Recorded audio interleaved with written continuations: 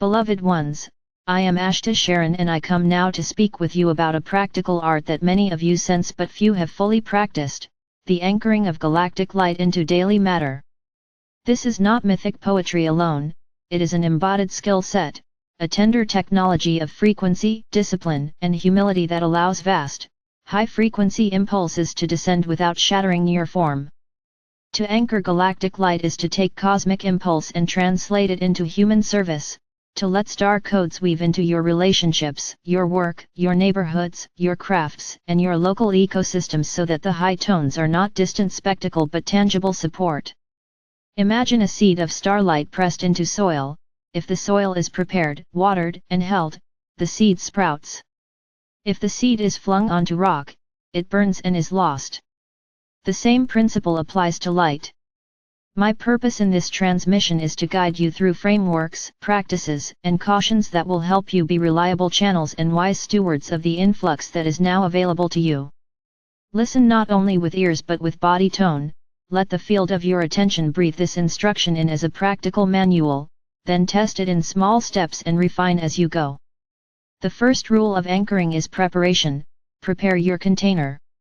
A high-frequency current requires a vessel that is stable, coherent, and calibrated. This does not mean perfection, it means consistent tending. Your preparation is threefold: somatic, emotional, and structural. Somatically, you must return to your bones often. Grounding practices that root energy into your feet, pelvis, and spine create the pathways by which light descends without dispersing.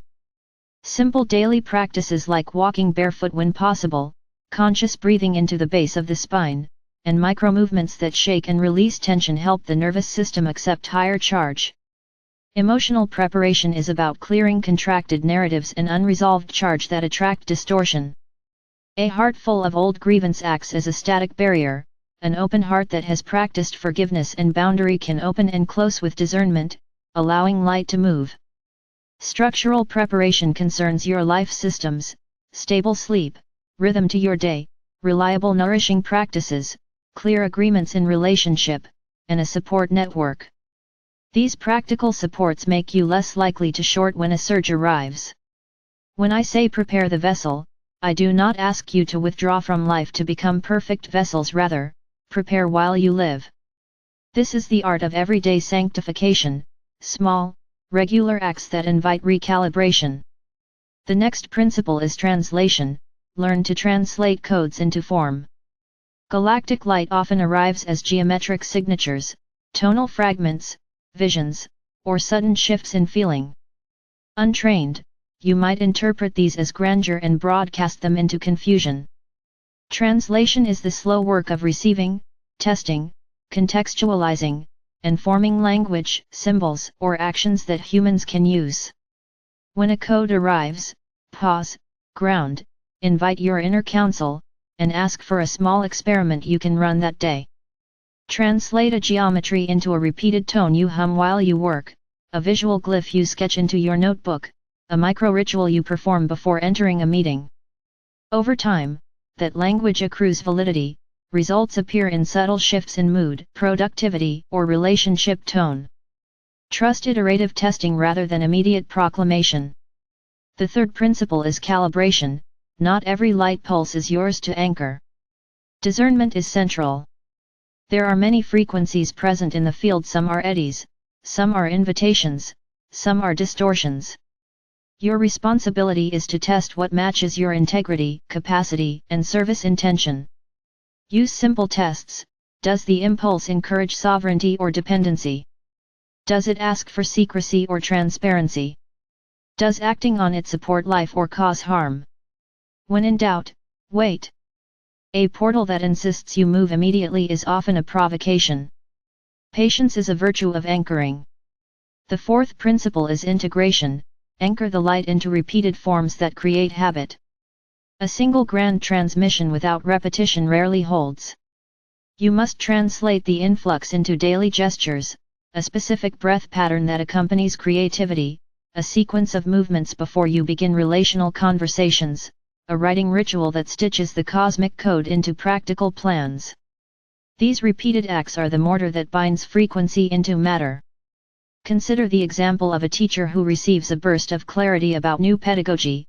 The teacher does not change the curriculum overnight but creates a weekly exercise that integrates the new scalar into the classroom, evaluates the results, and then expands. The anchor grows like a tree root through ritual, evaluation, and refinement. The fifth principle concerns ethics and humility. Anchoring galactic light is not a platform for ego amplification. The cosmos offers frequencies for service, not for self-aggrandizement. Before you transmit, ask, who benefits? Is there consent in the field? Are there potential harms? Work with humility and accountability. If you are in a community role, invite peers to observe, critique, and design experiments. Create feedback loops so distortion is caught early. This practice prevents cults of personality and keeps the flow healthy. The sixth principle is boundary and containment. Radiant beings have porous edges. Anchoring the light does not require absorption of every field around you. Use clear containment practices to prevent bleed. Visualization of a lattice, physical gestures that mark the edge of your field, or simple speech acts like stating intention aloud can act as borders. Containment is not isolation, it is protection that allows flow without leakage. The seventh principle is reciprocal exchange. You must receive as well as give. Many who anchor light become conduits but forget to refill their own reservoirs. Set up cycles of reception, retreats, quiet days, trusted rituals, supportive friendships where you can download without performance. The cosmos returns to those who maintain equilibrium between channel and reservoir. The eighth principle is translation into systems. Anchoring light into daily matter means embedding frequency into institutions, schools, municipal projects, cooperative enterprises, arts, agriculture, business models. Begin small, a neighborhood solar circle that pairs practical sustainability tasks with a short vibrational attunement, a cooperative that weaves ethical governance with star-inspired design principles, an arts program that uses tonal codes to support community well-being. Institutional anchors are multiplier effects. They allow the light to propagate beyond the initiator. The ninth principle is working with elements. Galactic light resonates through elemental allies, earth to ground, water to feel, air to inform, fire to activate, and ether to weave subtle geometry. Use elemental ceremonies to embed transmission. For example, when anchoring an educational code, place seeds, earth, in a circle while speaking intention, air, wet the soil with clear purpose, water, and light a candle for activation, fire. Such elemental choreography helps matter accept high vibration because the elements resonate and stabilize charge. The 10th principle is lineage and community authorization. Some transmissions are personal, some are communal. When a code asks to be placed into a collective domain, seek consent and cultural context. Avoid imposing star templates where they clash with local wisdom or sovereignty. Work with elders, cultural custodians, local councils. When cosmic frequency is integrated with respect for human cultural patterns, it becomes a regenerative force, otherwise it can act like invasive species destabilizing ecosystem balance. The 11th principle is language of embodiment, prefer action over proclamation. The most powerful anchoring is quiet, consistent doing. Speak less about the magnitude and more about the small steps you practice. Show the curve of effect rather than demand belief. People align with evidence. When communities experience practical benefit, more cohesion, improved productivity, less fight or burnout, better ecological outcomes, they become natural carriers. You become a translator, not a preacher. The 12th principle is humility with vision. Hold large vision lightly. You may see vast futures, keep them like stars guiding navigation, not like rigid plans you force into being.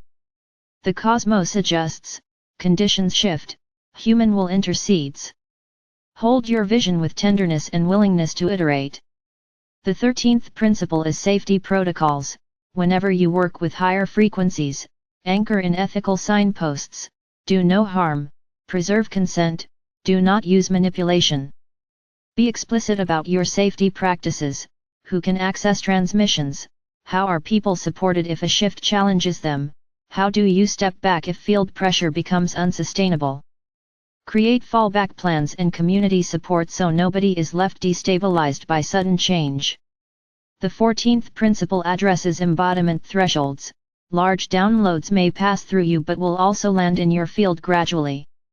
You will experience stages: initial ecstatic rush, somatic integration, test in relational life, reorganization of plans, and finally normalization. Honor each phase. Resist the temptation to speed this. Rushing fractals leads to burnout or misapplication. The 15th principle is skillful use of technology and art.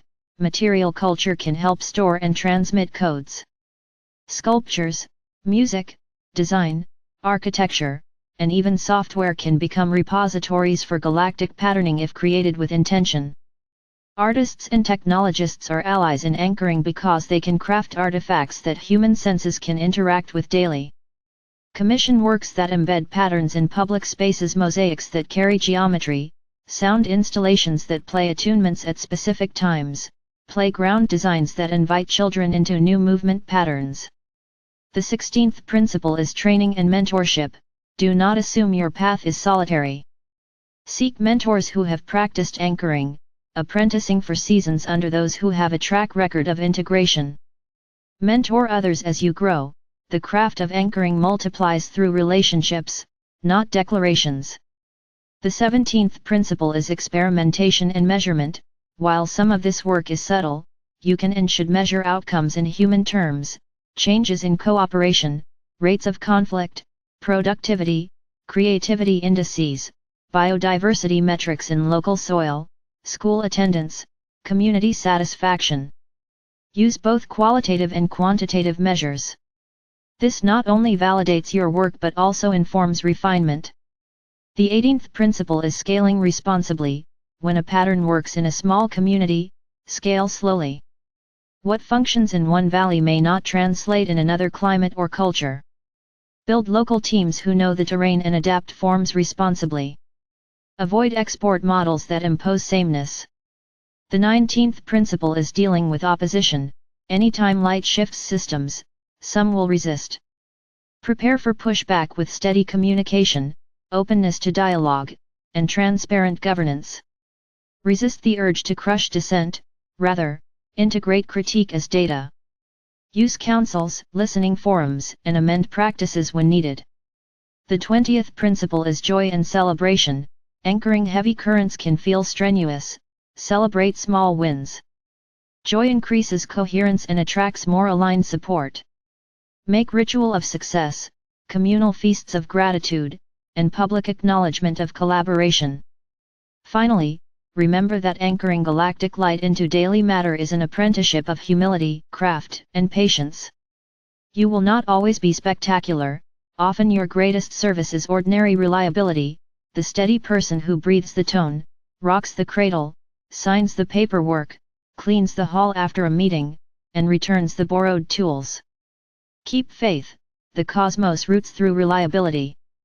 I, Ashtar Sheran, stand beside those who choose this patient work.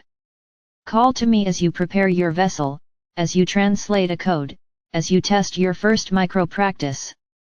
Together we will learn how to weave star into soil without burning the field, how to let high frequencies feed human flourishing rather than fracture it, and how to build a network of anchored vessels who bless Earth with steady, joyful, wise light.